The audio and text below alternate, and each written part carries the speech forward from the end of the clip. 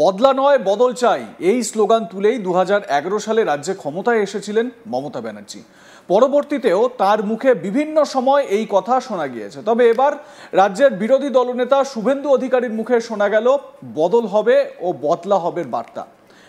রবিবার হাওড়ার বাউরিয়ায় fort Gloucester এলাকায় যান শুভেন্দু অধিকারী। সেখানে বক্তব্য রাখার সময় শুভেন্দু অধিকারী বলেন, 8 মাস পর মমতা ব্যানার্জি থাকবেন না, বদলও হবে বদলাও হবে। শুভেন্দু ঠিক কি বোঝাতে চেয়েছেন এই কথা বলে শোনাবো তার মুখেই, শুনুন। 8 মাস পর মমতা থাকবে না, বদলও হবে,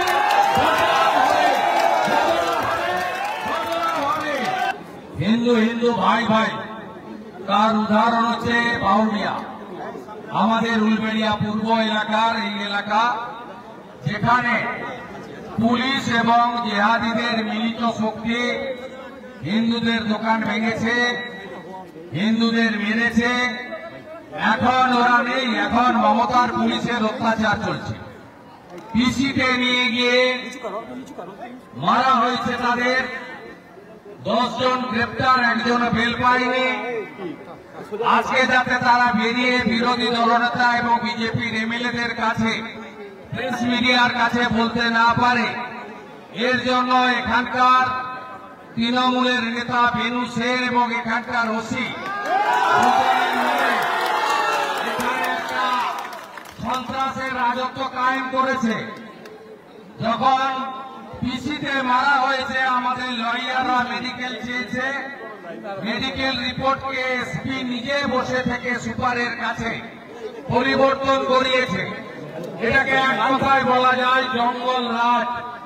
যদি সোনাবর্তী বেঁচে থাকতেন, তিনিও লজ্জা পেতেন যে মমতা তার পুলিশ কিভাবে হিন্দুদের উপরে অত্যাচার করছে। মমতা বন্দ্যোপাধ্যায় সাদা শাড়িটাতে হিন্দুদের রক্তে লাল হয়ে গেছে।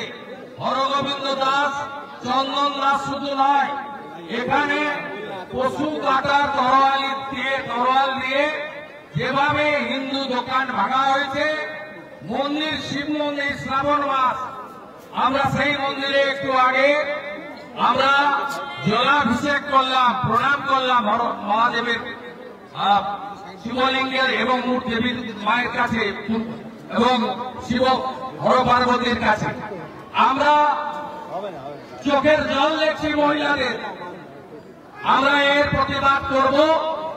আজ থেকে এই এলাকায় আইনি লড়াই যেমন চলবে, সাথে সাথে সমগ্র এলাকায় যাতে হিন্দুদের উপর মমতার পুলিশ আর অত্যাচার করতে না পারে, তার জন্য আমরা যা করার করব। আমরা ধুলিয়ান বন্ধ করেছি, শামসেরগঞ্জে বন্ধ করেছি, মহেশতলা রবীন্দ্রনগর বন্ধ করেছি, মোথাবাড়িতে বন্ধ করেছি। এখানেও মমতার পুলিশের, খালার পুলিশের এই অত্যাচার আমরা বন্ধ করব। আমি সমগ্র হিন্দু সমাজকে বলবো, মত না মত, জাতপাত রাজনীতিতে হিন্দুরা বিভক্ত হচ্ছে বলেই আজকে মমতার জেহাদি বাহিনী, মমতার পুলিশ এই অত্যাচার করতে পারছে। আমরা যদি একতা ঐক্যবদ্ধ থাকি, কেউ আমাদের কিছু করতে পারবে না। আপনাদের বিরোধী দলনেতা, আপনারা যে বিধায়কদের পাঠিয়েছেন, হিন্দু এবং আদিবাসী ভোটে জেতা বিধায়ক, আমরা সমগ্র হিন্দু সমাজ গত 4 বছর ধরে আমরা আক্রান্ত হলেই বিভিন্ন জায়গায় পাশে দাঁড়িয়েছি। তাই আপনাদের সঙ্গেও আমরা থাকবো, ভরসা রাখবেন, মাথা নিচু করবেন না তৃণমূল নেতাদের কাছে, পুলিশের কাছে। কতদিন জেলে রাখবে হিসাব হবে। 8 মাস পর মমতা থাকবে না, বদল হবে।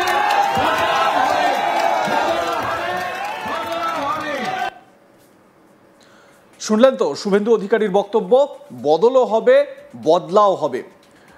শুভেন্দু অধিকারী একথা বলছেন হাওড়ায় গিয়ে, একেবারে সরাসরি বদলার হুঁশিয়ারি দিচ্ছেন তিনি।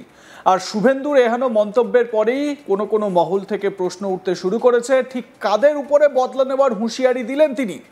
এদিকে বিহারের ভোটার তালিকা সংশোধন ও এসআইআর ইস্যুকে কেন্দ্র করে দেশ জুড়ে চলছে তুমুল চর্চা। এরই মাঝে অন্য এক জায়গায় শুভেন্দু বলেছেন একটাও রোহিঙ্গা বাংলাদেশি মুসলমানের নাম থাকবে না। বিহারে যদি 50 লাখ বাদ যায়, এখানে 1,25,00,000 বাংলাদেশি মুসলমান ও রোহিঙ্গার নাম বাদ যাবে। শোনাবো শুভেন্দু অধিকারীর বক্তব্য।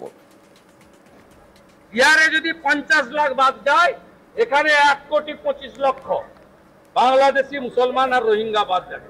আর সব হিন্দুদেরকে আমি অ্যাসিওর করছি, ভারতীয় হিন্দু মুসলমানকে অ্যাসিওর করছি, আর ধর্মীয় কারণে বাংলাদেশ থেকে আসা হিন্দুদের অ্যাসিওর করছি, একটা কারোরও কোনো অসুবিধা হলে উপরে মোদিজি যদি গ্যারান্টার থাকেন, এই রাজ্যের এলওপিও একটা ছোটখাটো গ্যারেন্টি, একটাও রোহিঙ্গা এবং বাংলাদেশের মুসলমানের নাম থাকবে না। আমাদের এখানেও সব মুসলমান গ্রামে বাংলাদেশের মেয়েদের ফেসবুকে এই 5-6 বছরের মধ্যে পটিয়ে নিয়েছে, বিয়ে করিয়েছে, করে ফলস আধারে পিক করে দিয়েছে।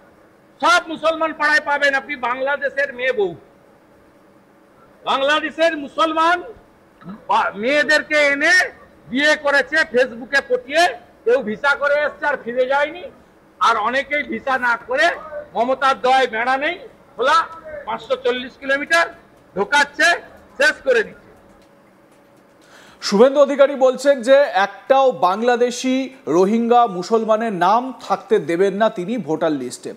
অন্যদিকে যখন শুভেন্দু এই কথা বলছেন, সে দুদিন আগেই তিনি এই বার্তা দিয়েছেন। অন্যদিকে সোমবার বোলপুরে প্রশাসনিক বৈঠক করেছেন মুখ্যমন্ত্রী মমতা বন্দ্যোপাধ্যায়, এবং সেই প্রশাসনিক বৈঠক থেকে তিনি বিএলওদের স্পষ্ট বার্তা দিয়েছেন যাতে একজনেরও নাম বাদ না যায়, যাতে মানুষকে হয়রানির শিকার হতে না হয়, সেই বার্তাই দিয়ে রেখেছেন রাজ্যের প্রশাসনিক প্রধান মমতা বন্দ্যোপাধ্যায়। তিনি স্পষ্ট বলেছেন বিএলওদের যে আপনারা কিন্তু রাজ্য সরকারের কর্মচারী, রাজ্য সরকারের কর্মচারী আপনারা সেই বিষয়টা মাথায় রাখবেন। অর্থাৎ প্রচ্ছন্ন একটা হুমকিও তিনি দিয়ে রেখেছেন। মমতা বন্দ্যোপাধ্যায় বলেছেন যে ভোটের আগে এবং ভোটের পরে রাজ্যের সমস্ত দায়ভার কিন্তু রাজ্য প্রশাসনেরই থাকে, সুতরাং কোনো রকমভাবে হয়রানি যাতে না করা হয়। এবারে এই কথার মধ্য দিয়ে মমতা বন্দ্যোপাধ্যায় স্পষ্ট একটা বার্তা অনুরোধের সুরে বলেছেন, কিন্তু এখানে কোথাও না কোথাও একটা প্রচ্ছন্ন হুঁশিয়ারি বা হুমকিও লুকিয়ে রয়েছে।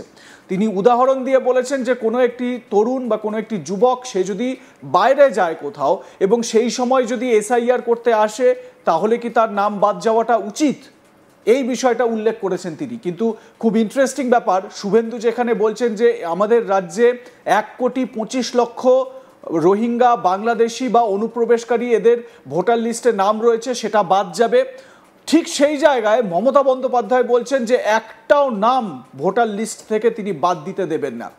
বিএলওদের হুঁশিয়ারি দিয়ে রেখেছেন তিনি। আজকে বোলপুরের সভা থেকেই এই বার্তা দিয়েছেন বিএলওদের, যাতে একজনেরও ভোটার লিস্ট থেকে নাম বাদ না যায়। চর্চা জমে উঠেছে, তরজা আগামী দিনে আরো জমবে। আপনাদের মতামত কি জানাতে থাকুন, দেখতে থাকুন আজ তাক বাংলা। সাবস্ক্রাইব করুন আমাদের ইউটিউব চ্যানেলটি, বেল আইকন প্রেস করুন নোটিফিকেশন পেতে।